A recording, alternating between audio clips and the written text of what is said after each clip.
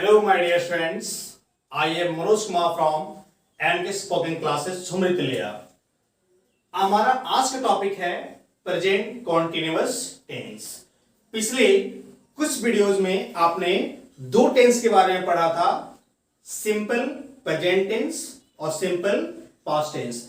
जितने सारे students directly present continuous tense का वीडियो पा रहे हो वो चैनल पे जाएंगे और चैनल पे जाकर के उस लास्ट 2 वीडियोस को जरूर देख लें ताकि आने वाले आगे टेंसेस में आपको सीखने में बहुत ही मदद मिल सके। चलिए हम आज का क्लास स्टार्ट करते हैं। Present continuous tense. First of all I would like to inform you कि जितने सारे स्टूडेंट्स टेंस सीखना चाहते हो, हिंदी सेंटेंस को इंग्लिश में ट्रांसलेट करना चाहते हो, तो हमारी प्राथमिकता ये होनी चाहिए कि अगर मैं सेंटेंस पाऊं हिंदी टू इंग्लिश ट्रांसलेट करने के लिए तो मैं इंग्लिश ट्रांसलेशन कर पाता हूं या नहीं कर पाता हूं, ये अलग बात है। बट हमारा टारगेट ये होना चाहिए, हमारा पर्पस ये होना चाहिए कि अगर मुझे कोई भी हिंदी सेंटेंस दिया जाए तो मैं उस हिंदी सेंटेंस का सही टेंस पहचान लूं। इंग्लिश में नहीं कर पाऊं डज नॉट मैटर, बट उसके हिंदी सेंटेंस से मुझे यह पता हो जाना चाहिए कि यह सेंटेंस हमारा इस टेंस से बिलोंग करता है और यह सेंटेंस हमारा इस टेंस से बिलोंग नहीं करता है। तो सबसे पहले इंपॉर्टेंट है लाइफ में आइडेंटिफिकेशन, और इसीलिए टेंस में भी सबसे इंपॉर्टेंट स्टेप जो होता है किसी भी सेंटेंस को ट्रांसलेट करने का, वो सबसे इंपॉर्टेंट पार्ट होता है किसी भी सेंटेंस का आइडेंटिफाई करना, मतलब उस सेंटेंस का आइडेंटिफिकेशन सबसे इंपॉर्टेंट पार्ट होता है इंग्लिश में ट्रांसलेट करने के लिए।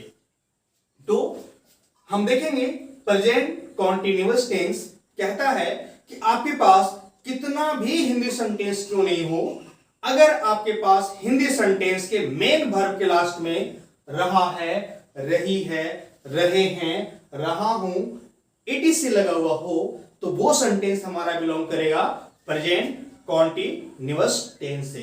देखते हैं कुछ एग्जांपल्स। जैसे अगर आपके पास लिखा हो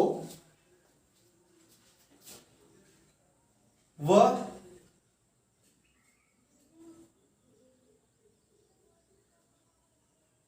कलम खरीद रहा है, वह कलम खरीद रहा है, तो इसमें इस सेंटेंस में कौन सा काम हो रहा है? खरीदने का। सो हमारा वर्ब है खरीदना।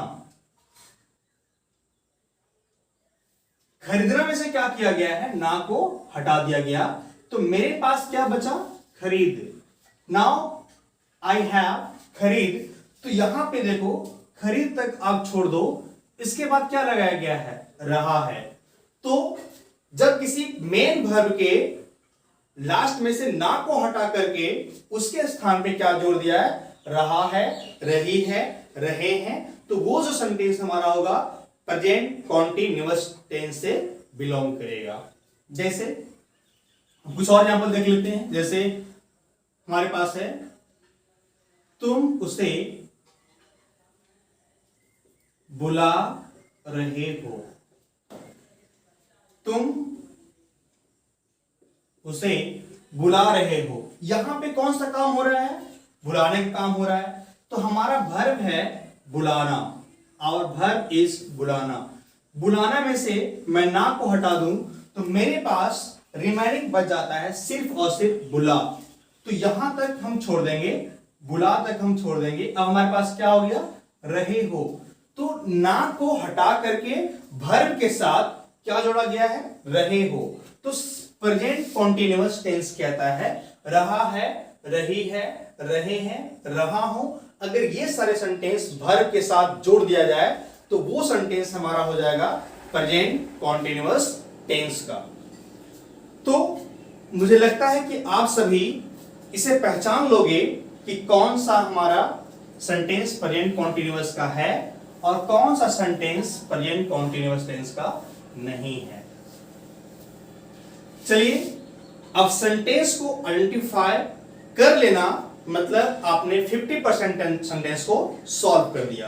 तो आप कभी माइंड पे प्रेशर नहीं लेंगे कि मैं सेंटेंस को इंग्लिश कर पा रहा हूं या फिर नहीं कर पा रहा हूं। आप सिर्फ ये प्रेशर लो कि मैं किसी सेंटेंस को देखकर या सुनकर उसके टेंस को पहचान पा रहा हूं या फिर नहीं पहचान पा रहा हूं। अगर आप पहचान रहे हो, it means you are at the right track. इसका मतलब आप सही जगह पर हो, सही लाइन पे हो आप। हमारा प्रेजेंट कॉन्टिन्यूअस टेंस का स्ट्रक्चर देखेंगे हम लोग। इसका स्ट्रक्चर होता है subject plus is, am, are plus V4 plus object. Present continuous tense sentence को सुनकर या देखकर पढ़कर आप उसे टेंस पहचान लोगे। उसके बाद अगर आपका सेंटेंस प्रेजेंट कॉन्टिन्यूअस टेंस से होगा तो उसे सॉल्व करने का जो स्टेप है, तरीका है हमारा, वो है पहले सब्जेक्ट लगाएंगे और सब्जेक्ट के अकॉर्डिंग इज, एम, आर को यूज करेंगे। उसके बाद वर्ब का फोर्थ फॉर्म लगाएंगे, इट मींस V4 लगाएंगे। उसके बाद हम लगाएंगे ऑब्जेक्ट। तो ऐसे स्टूडेंट जो सेंटेंस को टेंस पहचान ले रहे हो, जैसे हमारे पास है वह कलम बेच रहा है, तो इसमें कौन सा काम हो रहा है, खाने का या सोने का? यस, एब्सोल्युटली, ना ही इसमें खाने का हो रहा है ना ही इसमें सोने का हो रहा है। यहां पे जो वर्क हो रहा है बेचने का। तो जो भी काम होगा हमारा, वो हमारा हो जाएगा verb. This will be our verb. अच्छा, यहां पे बेचने वाला कौन है? एब्सोल्युटली वह है हमारा। तो काम को करने वाला जो होता है हमारा सब्जेक्ट होता है। तो यहां पे वह क्या हो गया, हमारा सब्जेक्ट हो गया। और यहां पे कलम हमारा ऑब्जेक्ट हो गया। तो हम आसानी से पहचान सकते हैं कि सेंटेंस में कौन सा वर्ब है, वर्ब को करने वाला सब्जेक्ट है, और उसके साथ जो कुछ और नाउन या प्रोनाउन जो वर्ब का इफेक्ट पड़ता हो उस पर, वो क्या हो जाएगा, हमारा ऑब्जेक्ट हो जाएगा। तो कलम यहां पे क्या हो गया, हमारा ऑब्जेक्ट। तो स्टूडेंट पहचान लेंगे सेंटेंस किस टेंस से है, सेंटेंस में वर्ब कौन सा है, सब्जेक्ट कौन सा है और ऑब्जेक्ट कौन सा है। उसके बाद उसको लगाना है सब्जेक्ट। तो यहां पे है वह कलम बेच रहा है। इसका मतलब वह जो है यहाँ पे गर्ल नहीं है, रहा है मतलब बेच रहा है, जाहिर सी बात है वो लड़का होगा। तो यहां पे इसका इंग्लिश लगाएंगे ही। अब ही के साथ हमारे पास तीन ऑप्शन है, इज, एम, आर। मुझे नहीं पता कि ही के साथ क्या लगाएंगे, इज या फिर आर या फिर एम, लेकिन इतना मुझे पता है कि इस तीनों में से तीनों नहीं होगा, तीनों में से कोई एक होगा। सीखेंगे क्या होगा आगे। हमारे पास लगाना है भी का मतलब वर्ब हो गया, बेचना हमारा वर्ब है और बेचना को इंग्लिश में कहते हैं सेल। तो यहां पे आएगा सेल। लेकिन सेल जो आपने लगाया है ये हमारा V1 है, बट ये कहता है कि सेल का आप क्या करो, V4। तो यहां पे हो जाएगा हमारा V4। उसके बाद क्या लगा देंगे, अ पेन।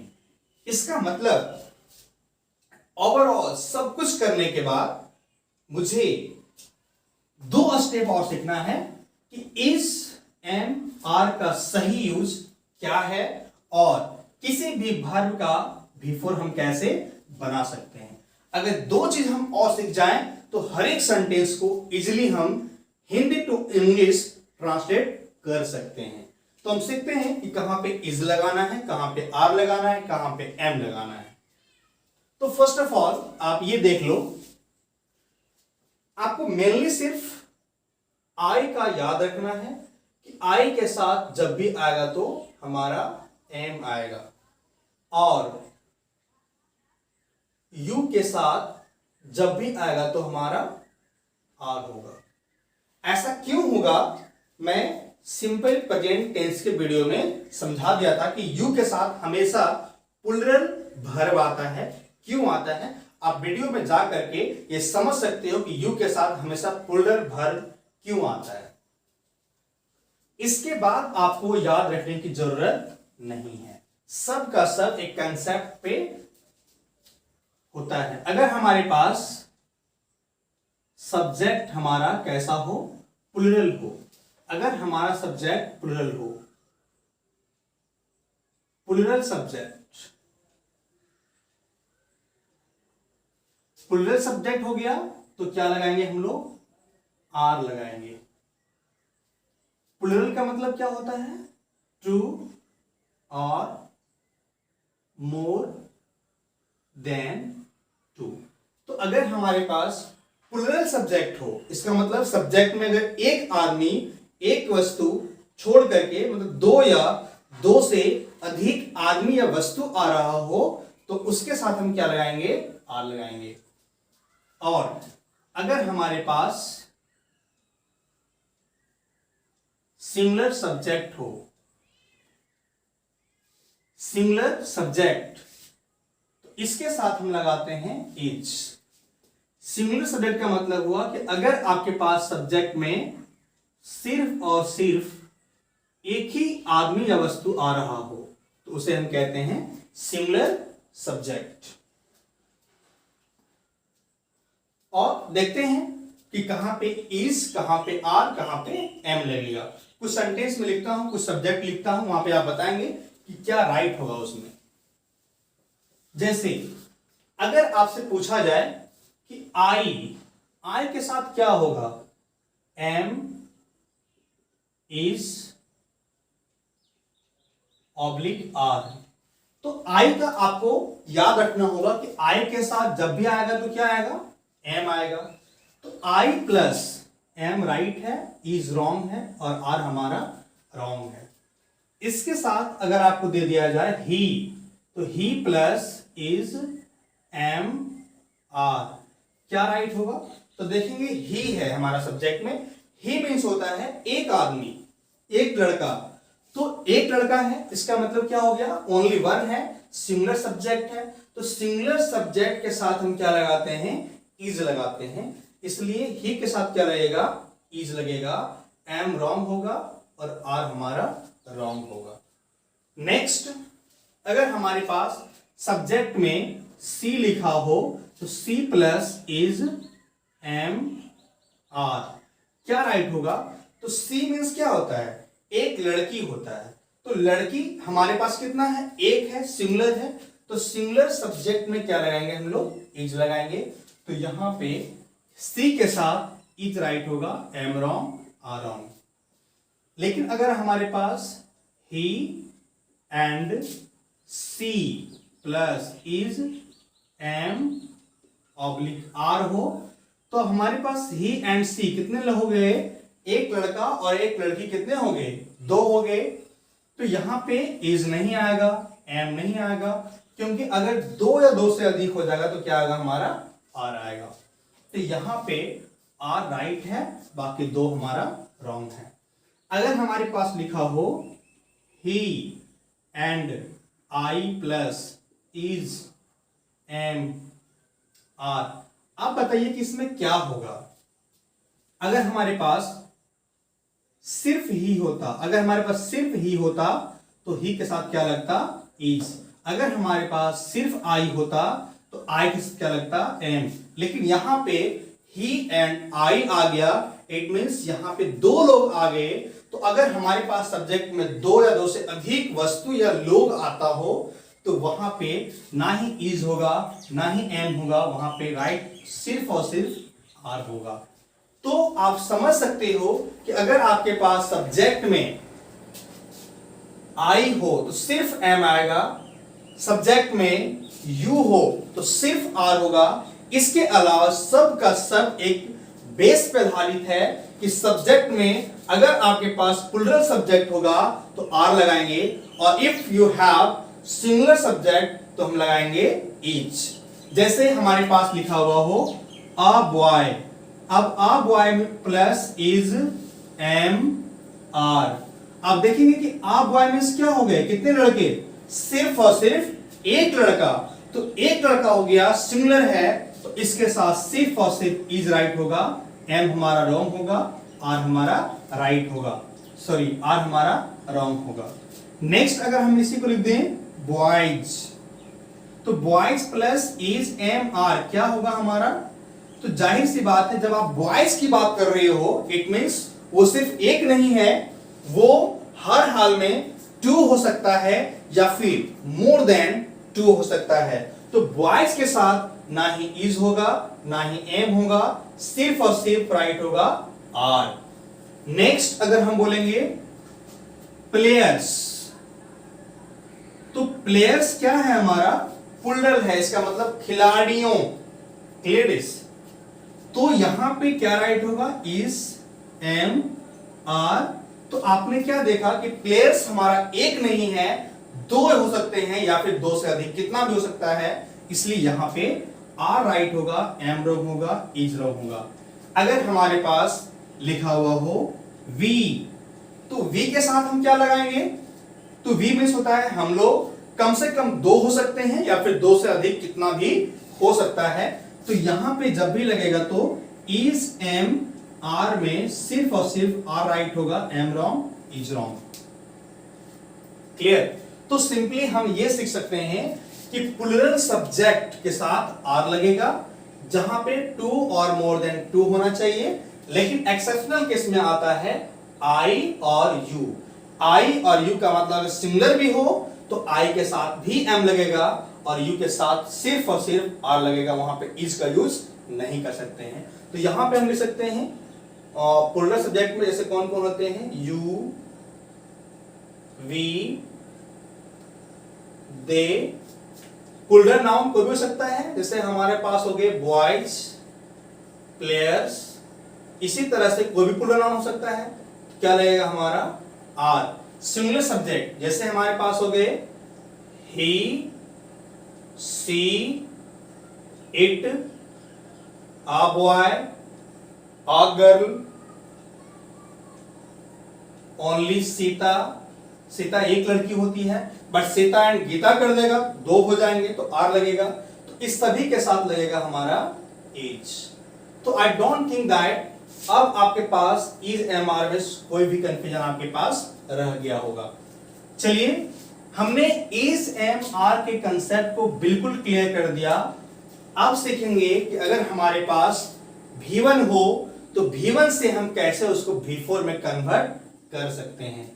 क्योंकि V1 से V4 बनाने का जो तरीका है वो सिर्फ और सिर्फ इस वीडियो में क्लियर नहीं हो सकता है, तो मैं अभी एक शॉर्ट तरीका सिर्फ सिखा दूंगा कि कैसे उसका V4 बनाया जाएगा। बट इसका जो एक्चुअल वेज है, मैं इसको पर्सनली एक वीडियो बना के डालूंगा कि किसी वर्ब के V1 को कैसे हम V4 में चेंज कर सकते हैं। तो सिंपली आज के लिए मैं आपको लिख देता हूं कि अगर आपको किसी भी वर्ब का V1 पता हो तो उसमें अगर आप ing ऐड करोगे तो क्या बन जाएगा हमारा?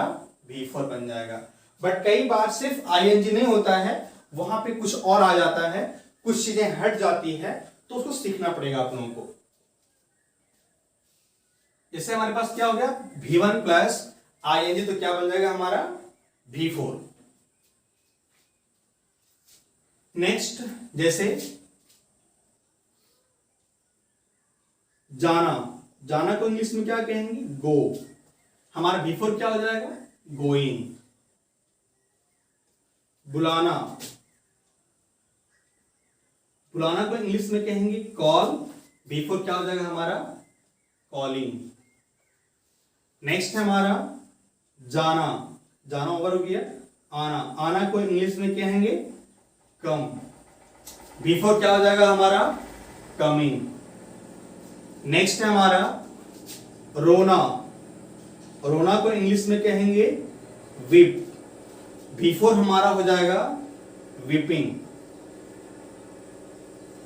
तो इस तरह से हम सेंटेंस के V1 से V4 में हम कन्वर्ट कर सकते हैं। जैसे मदद करना, मदद करना को इंग्लिश में क्या कहेंगे? हेल्प। हेल्प हमारा V1 है, इसका V4 क्या होगा? Helping, helping. नेक्स्ट है पढ़ना, पढ़ना इंग्लिश रीड। V4 क्या होगा इसका? रीडिंग। पढ़ाना इंग्लिश टीच। V4 क्या होगा? टीचिंग। तो किसी भी वर्ब का आप V1 से V4 में कन्वर्ट कर सकते हो। नेक्स्ट कुछ इंपॉर्टेंट चीज जो छोटा सा है मैं सिखा देता हूं आपको कि अगर आपके पास हेल्पिंग वर्ब इज है और इज में नॉट लगाना हो तो हो जाएगा हमारा शॉर्ट फॉर्म इजंट लिख सकते हैं। अगर हमारे पास आर लिखा हुआ हो और आर प्लस नॉट हो तो शॉर्ट वे में हम इसे अरंट भी लिख सकते हैं। लेकिन अगर हमारे पास एम प्लस नॉट हो तो इसका कोई भी शॉर्ट फॉर्म नहीं होता है, इसलिए डायरेक्टली एम प्लस नॉट ही लिखा जाता है। इसका हमारे पास शॉर्ट वेज नहीं है, इसे आप याद रखेंगे। कई सारे स्टूडेंट्स इसे गलती कर देते हैं कि am plus not equal to aren't बोलने लगते हैं। कई बार क्वेश्चन टैग में कुछ स्टूडेंट पढ़े होते हैं कि एमेंट होता नहीं है तो एमेंट की जगह पे हम अरंट लगा देते हैं, बट वो सिर्फ और सिर्फ क्वेश्चन टैग के लिए रूल है। यहाँ पे जब आप सेंटेंस टेंस का सॉल्व कर रहे हो तो वहां पे एमेंट कोई वर्ड नहीं होता है और उसके स्थान पे अरंट का भी यूज नहीं कर सकते हैं। तो सिर्फ और सिर्फ हमारे पास तरीका है एम प्लस नॉट को हर हाल में एम प्लस नॉट ही लिखेंगे, वी कांट यूज अरंट। चलिए अब हम सेंटेंस को देखते हैं। जैसे हमारे पास हो गया राम तुम्हें बुला रहा है, तो हमारे पास इस सेंटेंस में वर्ब है बुलाना। बुलाना को इंग्लिश में कहते हैं कॉल। तो वर्ब को हमने पहचान लिया कि बुलाना हमारा क्या हो गया, वर्ब हो गया। बुलाने वाला कौन है तो राम है, तो राम यहां पे क्या हो गया, सब्जेक्ट। तुम्हें क्या हो गया यहां पे, ऑब्जेक्ट हो गया। तो ये प्रेजेंट कॉन्टिन्यूअस है, लास्ट में क्या लगा हुआ है, रहा है। तो subject plus is am are plus before plus object. तो हमारे पास यहां पे सब्जेक्ट लगाना है तो क्या हो जाएगा, Ram plus is am are. अब आप डिसाइड कर लो कि यहां पे क्या लगेगा। हमारे पास सब्जेक्ट में है राम, राम का मतलब सिर्फ और सिर्फ एक व्यक्ति होता है, सिर्फ और सिर्फ सिंगुलर है ये। तो यहां पे क्या लगाएंगे हम लोग, तो यहां पे देखेंगे Ram plus is am are क्या होगा, is. Ram is calling you. अगर हम बोलेंगे राम तुम्हें नहीं बुला रहा है, तो यहां पे क्या लिखेंगे आप, सेम लिखेंगे राम, और राम के साथ क्या लगेगा, इज।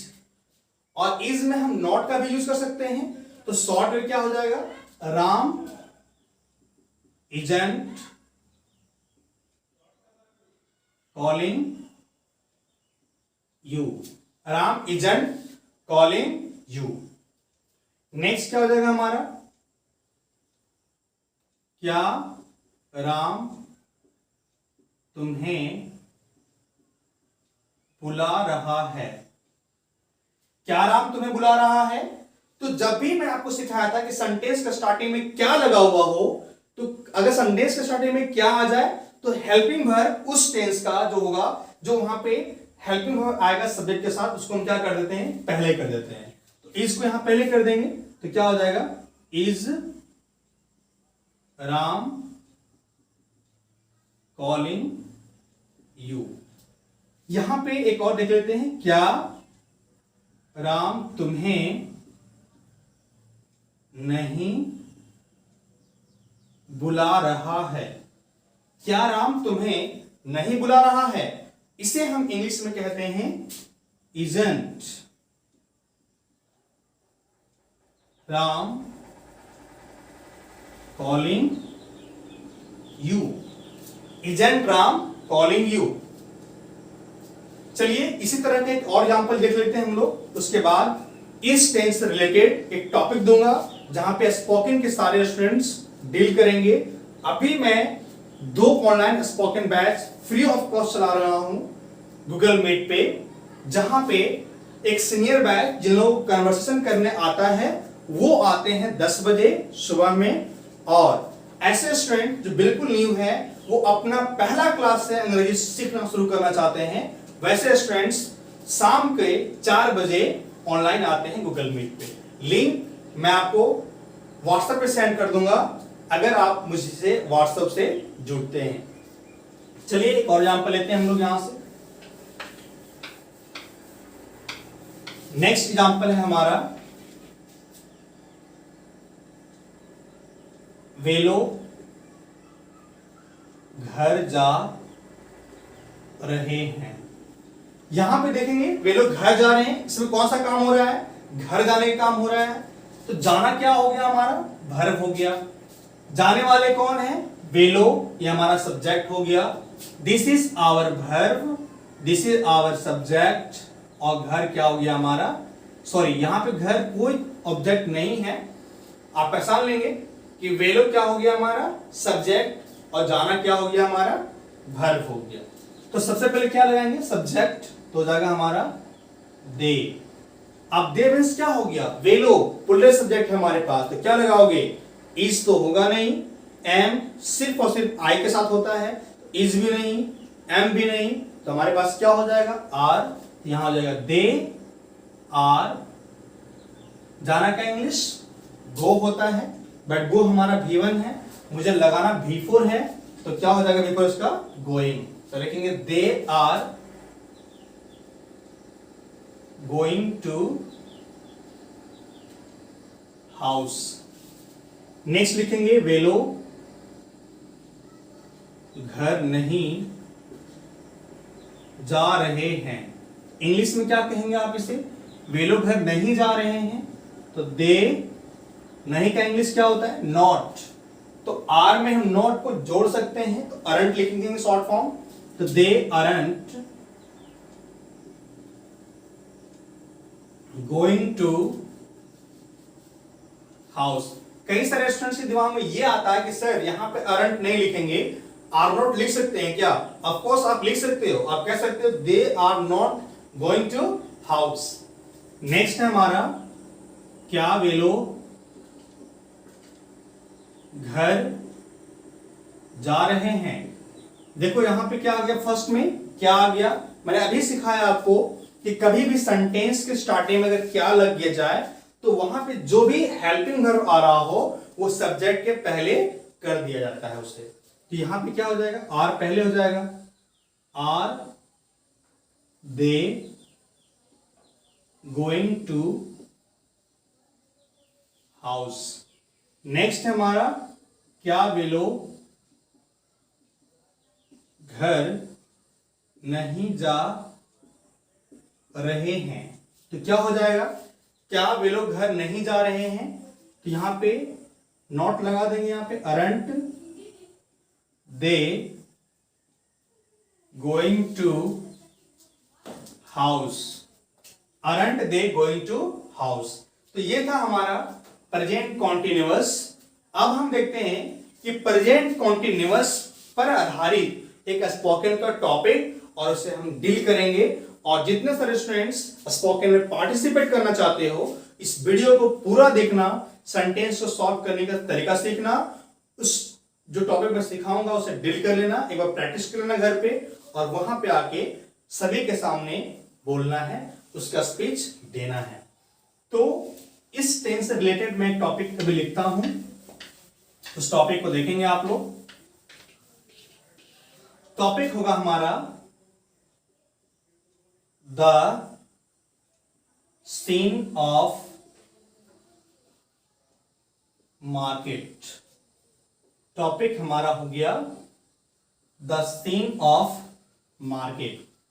इसका मतलब हो गया मार्केट का दृश्य, the scene of market. Spoken का स्टूडेंट्स इसे ऐसा स्टार्ट करेंगे, respected sir and my dear friends, good evening to all of you. Today my topic is the scene of market. मान लो कि मैं झंडा चौक पर खड़ा हूं। Suppose I am standing at Jhanda Chowk, और मैं देख रहा हूं आगे लास्ट में प्रेजेंट कॉन्टिन्यूअस है, subject plus is am are, I आ रहा है सब्जेक्ट में, तो आई से क्या लगाएंगे हम लोग, एम। तो मैं देख रहा हूं, आई एम वॉचिंग की का इंग्लिश क्या होता है, दैट। लोग बाजार आ रहे हैं, people are coming to market. कुछ लोग घर जा रहे हैं, तो some people are going to house.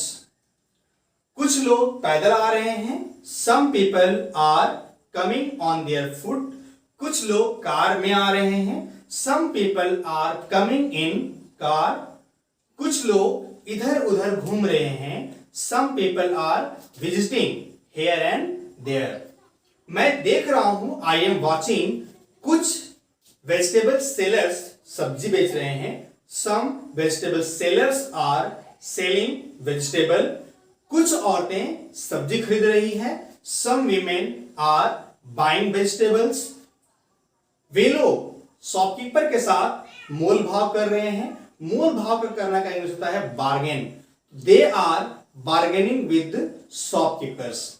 कुछ लोग फल बेच रहे हैं, some people are selling fruits. कुछ लोग फल खरीद रहे हैं, some people are buying fruits. एक लड़का किताब स्टॉल की ओर जा रहा है। A boy is going to the book stall. I think, मुझे लगता है, वह किताब खरीदना चाहता है। He wants to buy a book. कुछ लोग इधर उधर घूम रहे हैं, some people are visiting here and there. कुछ लोग स्कूल्स जा रहे हैं, some people are going to a school. कुछ लोग होटल की ओर जा रहे हैं, some people are going to the hotel. एक लड़का रेलवे स्टेशन की ओर दौड़ रहा है। A boy is running to the railway station. मुझे लगता है, I think, उसकी ट्रेन आ रही है। His train is coming. Cobblers मतलब मोची होता है। Cobblers जूता पॉलिश कर रहे हैं। Cobblers are shining the shoes. और rickshaw pullers are waiting for their passengers. इसका मतलब हुआ रिक्शा पुलर्स अपने यात्रियों का वेट कर रहे हैं। कुछ लोग जोर जोर से चिल्ला रहे हैं, some people are shouting loudly. वे लोग अपने पैसेंजर्स को बुला रहे हैं, they are calling their passengers. एक आइसक्रीम सेलर आइसक्रीम बेच रहा है, one ice cream seller is selling ice cream. एक छोटा बच्चा आइसक्रीम के लिए रो रहा है, one small child is weeping for ice cream. Of उसकी मां उसे आइसक्रीम नहीं दे रही है, His mother is not giving him ice cream. वह कह रही है, she is telling that ice cream स्वास्थ्य के लिए हानिकारक होता है। Ice cream is bad for health. दो लोग आपस में लड़ रहे हैं, two people are fighting against each other. मैं उन लोगों का कारण नहीं जानता हूं, I don't know their reasons. Market लोगों से भरा हुआ है। The market is full of the people. There is much crowd in the market, but the scene of market is so beautiful. I enjoy the market of Jhumri-Tilaya. This is all about my topic. Thank you. इसी तरह से topic लिखना है, एक दो बार घर में practice करना है, उसके बाद ऑनलाइन क्लास में ज्वाइन करके गूगल मीट पे सभी स्टूडेंट्स के साथ शेयर करना है अपना व्यूज। इस टॉपिक से रिलेटेड कुछ भी प्रॉब्लम हो, आप मुझे व्हाट्सएप पे क्वेश्चन कर सकते हो। मैं जहां तक हो मैं भरपूर हेल्प करूंगा। और ये वीडियो आप लोगों को कैसा लगा यूट्यूब पे कमेंट बॉक्स में जरूर बताएं। आप लोग व्हाट्सएप पे मैसेज करते हो तो मुझे लगता है कि it's better to comment on YouTube. Thank you. अगर ये वीडियो आप लोगों को अच्छा लगा तो प्लीज चैनल को सब्सक्राइब करें, वीडियो को अधिक से अधिक शेयर करें। आपका शेयरिंग करना ही हमारे लिए कोऑपरेशन है। जहां तक हो अपने दोस्तों को अधिक से अधिक शेयर करें। Thank you.